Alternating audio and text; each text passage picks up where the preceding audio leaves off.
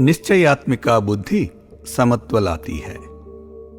श्री कृष्ण कहते हैं कर्मयोग में बुद्धि निश्चयात्मिका होती है और जो अस्थिर है उनकी बुद्धि बहुत भेदों वाली होती है। श्री कृष्ण कहते हैं कि समत्व ही योग है।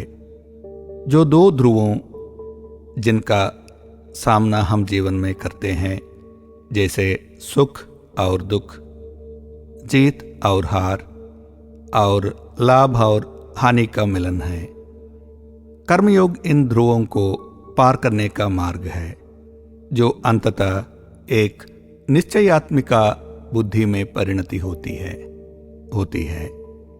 दूसरी ओर एक अस्थिर बुद्धि हमें मन की शांति से वंचित कर देती है।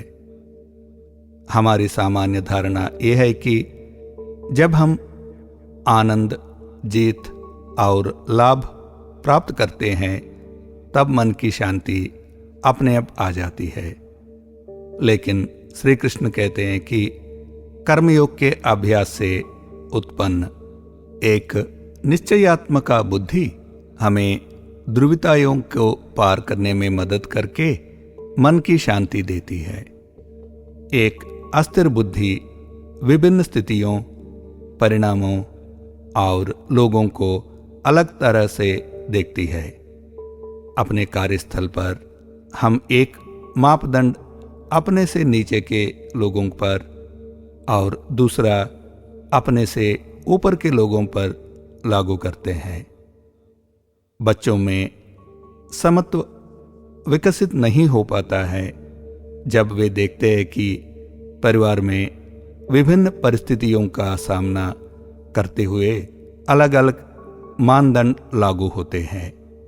जहां हमारे पास प्रियजनों के लिए कुछ नियम होते हैं और दूसरों के लिए कुछ और होते हैं।